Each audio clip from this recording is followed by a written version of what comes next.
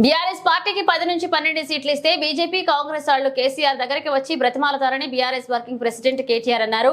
Chevella parliament నియోజకవర్గ BRS అభ్యర్థి కాసాని జ్ఞానేశ్వర్ కు మద్దతుగా రాజేంద్రనగర్ లో నిర్వహించిన ర్యాలీలో పాల్గొని మాట్లాడారు. బీజేపీ కాంగ్రెస్ పార్టీలతో దేశానికి ఒరిగిందేవీ లేదని మండిపడ్డారు.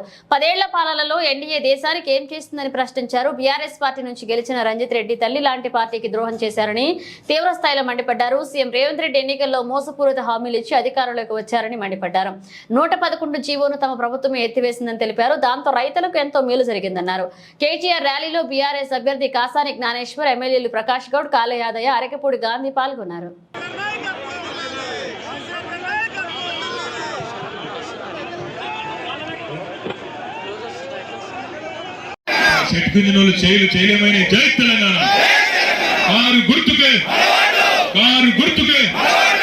గౌరవనీయులు పెద్దలు చేవెళ్ల పార్లమెంట్ అభ్యర్థిగా కేసీఆర్ గారు ప్రతిపాదించి ఈరోజు మీ దగ్గరికి పంపితే మీ అందరి ఆశీర్వాదంతో, మీ అందరి ప్రేమతో మే 13 తర్వాత కాబోయే చేవెళ్ల పార్లమెంట్ సభ్యులు గౌరవనీయులు అన్న కాసాని జ్ఞానేశ్వర్ గారికి, గౌరవనీయులైన పెద్దలు మాజీ మంత్రి, మరి ఈరోజు మీ అందరికీ చేవెళ్ల చెల్లెమ్మగా సుపరిచితురాలైన మా అక్క, మా ఆడబిడ్డ గౌరవనీయులు పెద్దలు శ్రీమతి సబితా ఇంద్రారెడ్డి గారు, గౌరవ స్థానిక శాసనసభ్యులు సోదరులు అన్న ప్రకాష్ గౌడ్ గారు, గౌరవనీయులు శేర్లింగంపల్లి శాసనసభ్యులు అన్న పెద్దలు శ్రీ ఆరికపూడి గాంధీ గారు, గౌరవనీయులైన చేవెళ్ల శాసనసభ్యులు అన్న శ్రీ కాళే యాదయ్య గారు, గౌరవనీయులు వికారాబాద్ మాజీ శాసనసభ్యులు డాక్టర్ మెతుకు ఆనంద్ గారు, పరిగి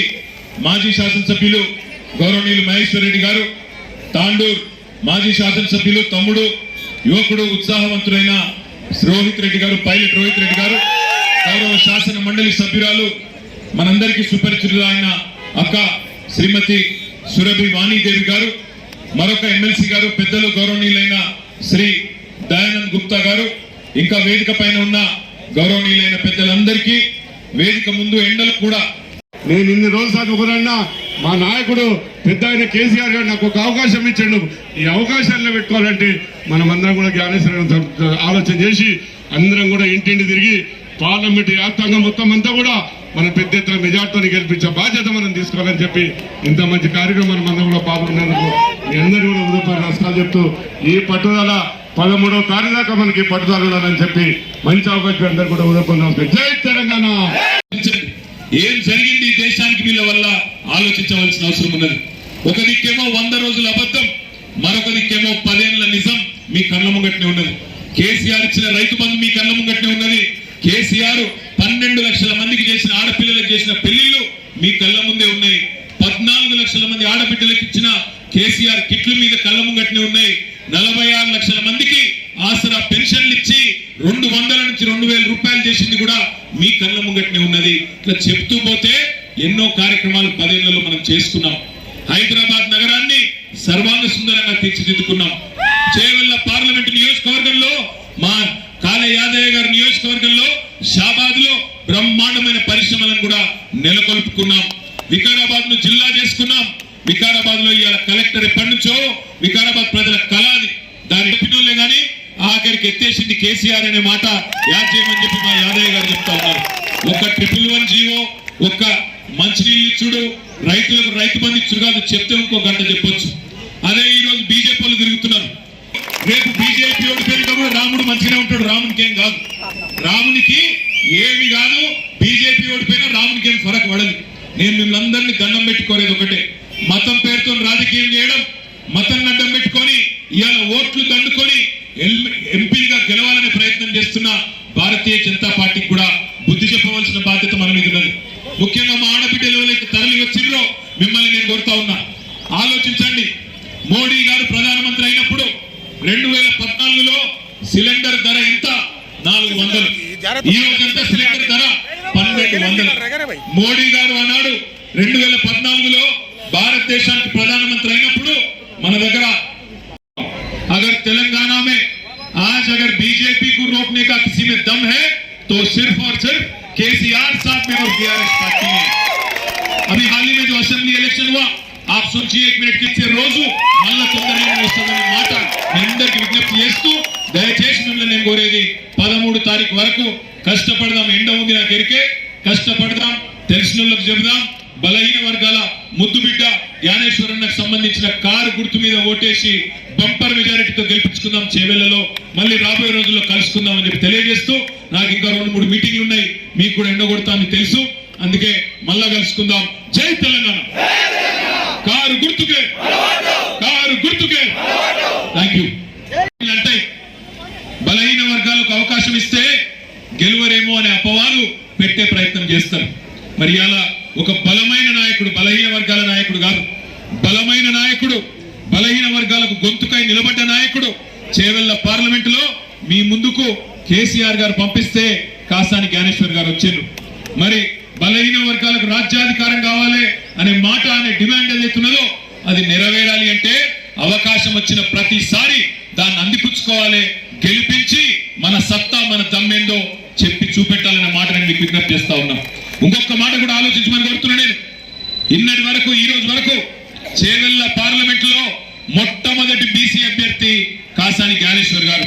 ఈ నియోజకవర్గం పుట్టినప్పటి నుంచి ఇప్పటి వరకు మొట్టమొదటి బీసీ అభ్యర్థి ప్రధాన పార్టీల నుంచి. నిన్న మొన్నటి దాకా ఇక్కడ ఉండి, నిన్న మొన్నటి దాకా మీరు గెలిపిస్తే గెలిచి, నిన్న మొన్నటి దాకా కేసీఆర్ గారు అవకాశాలు ఇస్తే అవకాశాలు వాడుకొని మంత్రి పదవులు అనుభవించి, ఎంపీ పదవులు అనుభవించి, ఇచ్చిన ప్రతి అవకాశాన్ని మీ దయతో, మీరేసిన ఓట్లతో, ఏపించిన ఓట్లతో గెలిచిన వాళ్ళు ఈ రోజు తల్లి పాలు దాగి రొమ్ము గుద్దినట్టు తల్లి లాంటి అమ్మకు, ఇవాళ అమ్మ లాంటి పార్టీకి మోసం చేసిన రంజిత్ రెడ్డి, పట్నం మహేందర్ రెడ్డికి బుద్ధి చెప్పాల్సిన బాధ్యత మనందరి మీద ఉన్నది. వాళ్ళ పార్టీకి కొంత కష్టకాలం రాగానే అధికారం పోయిందో లేదో వెంటనే జారుకునే ఎవరైతే పిరికి పందలున్నారో తప్పకుండా వాళ్ళకు బుద్ధి చెప్పాలి.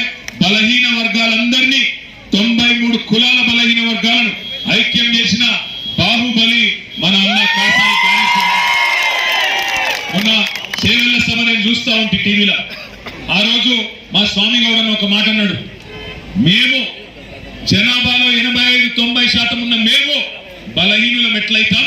పెద్దలు జ్ఞానేశ్వరన్న, అక్క సబితక్క, గాంధీ గారు, మహేష్ గారు, ఆనంద్ గారు, ఇంకా వేదిక కాదు యాదన్న గారు, వేదిక మీద పెద్దలందరూ, మా చైర్మన్లు, జెడ్పీటీసీ, వైపీసీ, ఎస్ఎంపీ అందరూ కూడా, ఎంపీపీ అందరూ కూడా ఉదయపూర్ నమస్కారాలు. దినేష్ గుప్తా గారు అందరూ కూడా. ముఖ్యంగా ఈరోజు మనకు అందరూ తెలుసు, ఈ ఎన్నికలు 5 ఏళ్ల కోపాలు వస్తాయి, ఏ విధంగా ఉంటాయని కూడా మీ అందరూ తెలుసు. నిన్న మనం చూసినాం, మనమందరం కూడా మన పార్టీ ఏ విధంగా అభివృద్ధి చేసినామో, మనం అన్ని కూడా మంచి అభివృద్ధి చేసుకున్నాం. ఇవాళ చూస్తున్నాం అందరం కూడా. ప్రజలందరూ కూడా ఒకటే ఆలోచిస్తున్నారు, మన పార్టీ బీఆర్ఎస్ పార్టీ నెట్టిపైన గెలిపిస్తామని ఆశతో యువకులందరూ కూడా ఎంత ఉత్సాహంతో ఉన్నారు.